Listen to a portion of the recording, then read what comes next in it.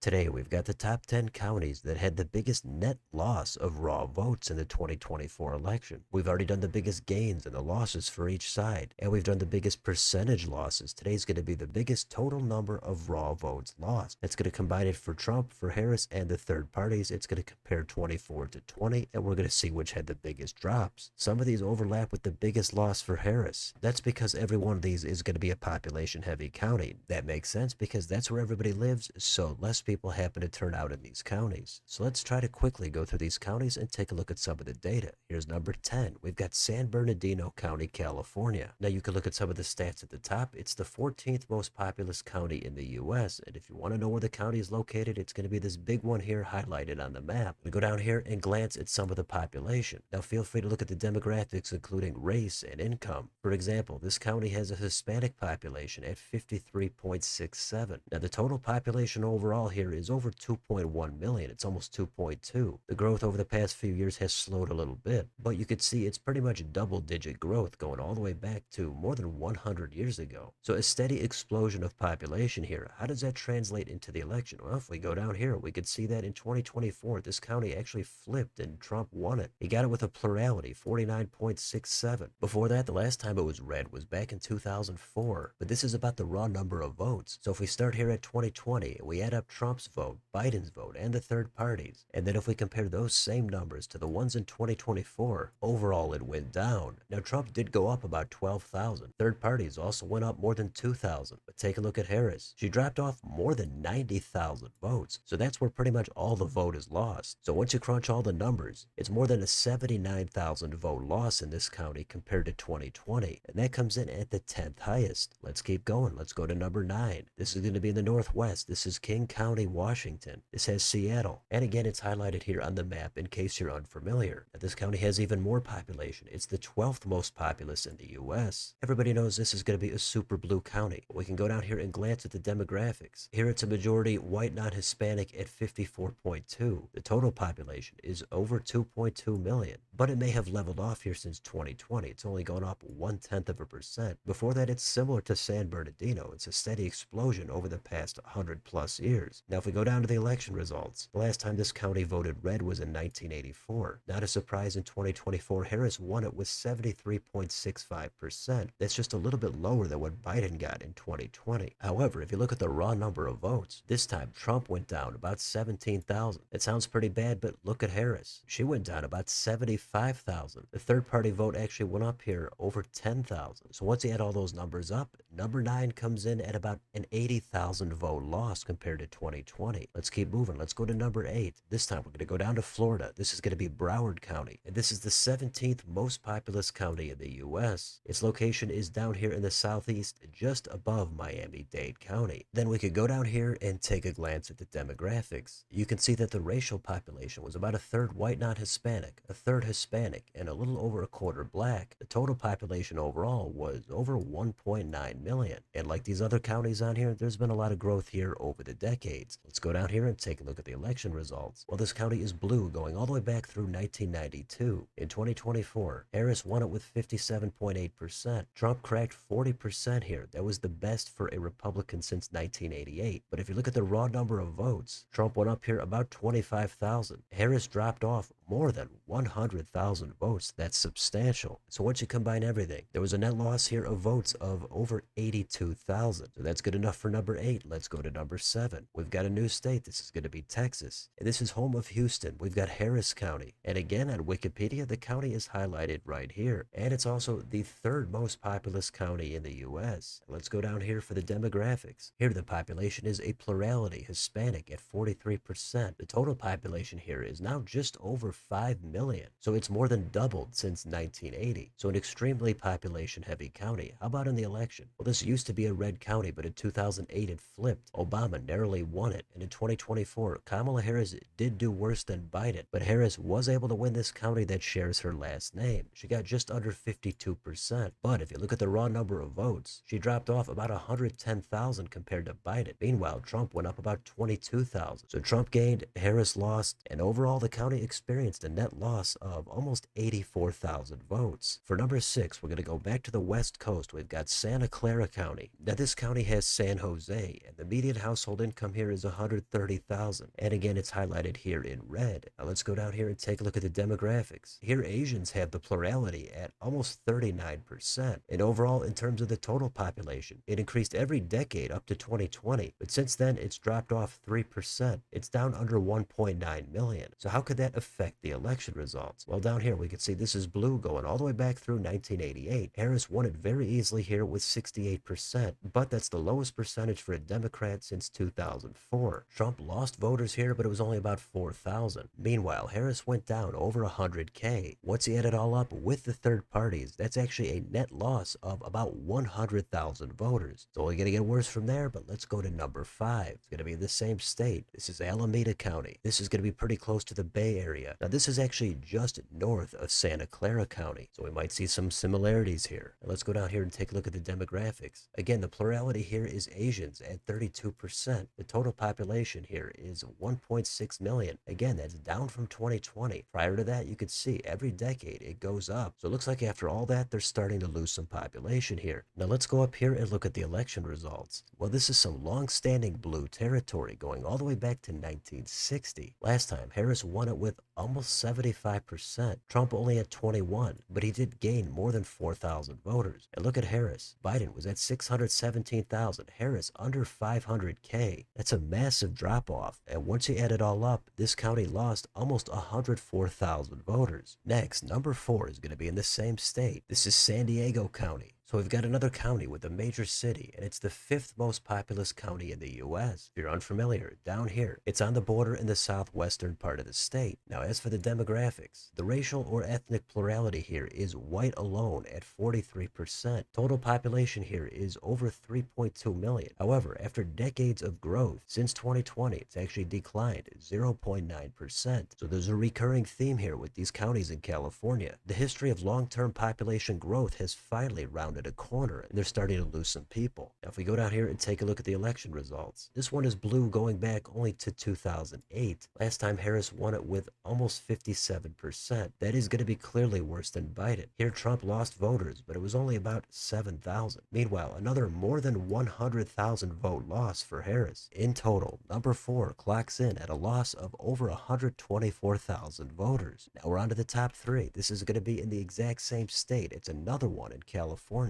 And this is going to be Orange County. And this one is going to be in the vicinity of LA. It's also a small county. It's densely populated, and it's the 6th most populous in the US. And again, it's going to be highlighted right here on the map. It's also going to be touching San Diego County. Now let's go down here for the demographics. Here we've got a plurality of white alone at 37%, Hispanic at 34%, Asian at almost 22%, Black is at 1.55%. Now for the total population, it's the same thing we've been seeing. It's huge. It's over 3.1 million. And after persistent growth over the past century, it's finally turned the page and is starting to lose voters. It's gone down 1.6 since 2020. Now, how could that impact the election results? Well, we've got to go way down here. And we can see this one is blue, only going back through 2016. That was when Hillary Clinton actually flipped it. Before that, it was red, going all the way back to 1940. Now, Biden won it by 9 points in 2020. In 24, Harris only won it by under 3 points. But if you look at the raw votes, Biden was at 814. Harris sank all the way down to 691. Meanwhile, Trump also went down from 676 down to 654. Third-party votes here are up about 13,000. This used to be very Republican-friendly territory, but the story goes that these voters are looking for a more moderate type of Republican. However, compared to 2020, this county lost the 3rd most voters, and that total is over 130,000. But there's still 2 counties that eclipse that number. Let's go to number 2. This is going to be in Illinois. We've got Cook County, home of Chicago. And if you're looking for some stats on it, we've got more than 40% of all residents in the state live in this county. It's going to be the northeastern part of the state highlighted here. Now let's go down here for the demographics. The plurality here is white alone at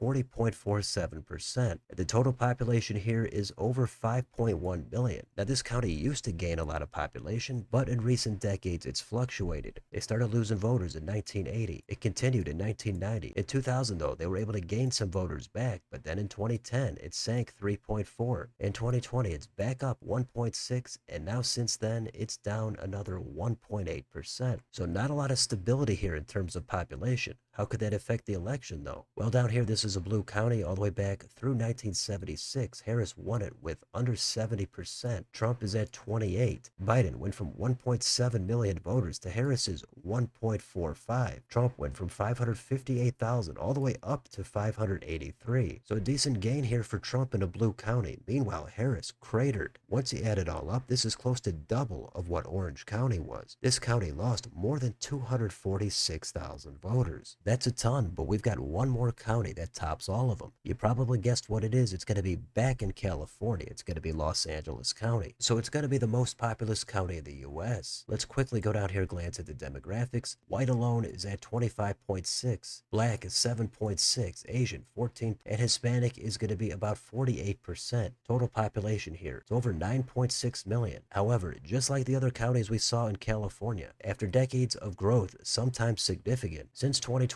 it's actually down 3.5%. Now, there's time for things to change by the end of the decade, but it doesn't look promising, and this county has now dipped under the huge milestone of 10 million people. So last, we've got to take a look at the election results, and this one is blue through 1988. Harris won it with 64.8. Trump is at under 32. That's a clear improvement for Trump compared to 2020 in terms of percentage, and with raw votes, Harris all the way down to just over 2.4 million. Meanwhile, Trump gained almost 45,000 voters. Third party is also up more than 12,000. Once you add up all the numbers, this county also lost close to double the amount of voters as Cook County number 2. It's an astounding loss of almost 555,000 voters. That is massive stuff, and that's why it gets the crown at number 1. So if we go back here and take a look at the full county map, we do have 5 different states, and they're all spread out. However, 6 of these counties are going to be in one state. That's going to be California. Now, in one sense, that does make sense. That's the most populous state, and these are all very population-heavy counties. So if any counties are going to be able to lose that amount of voters, it's going to be these. All of these counties were won by Harris except for San Bernardino, which Trump flipped. Some of them are more recently blue like Harris County, and some of them have been blue for decades. But some of them are bluer than others. But most of these counties have started to lose population since 2020, and that's actually a new thing. If you go back and look at the previous 100 years, you're not really going to see any losses out there except for a couple in Cook County. So with those counties in California losing voters, the state overall is also losing population. So they stand to lose some electoral votes in the next reapportionment. Now, most of these losses are driven by a lack of support for Kamala Harris. Some of these Trump also lost voters, but if he did, Harris just went down way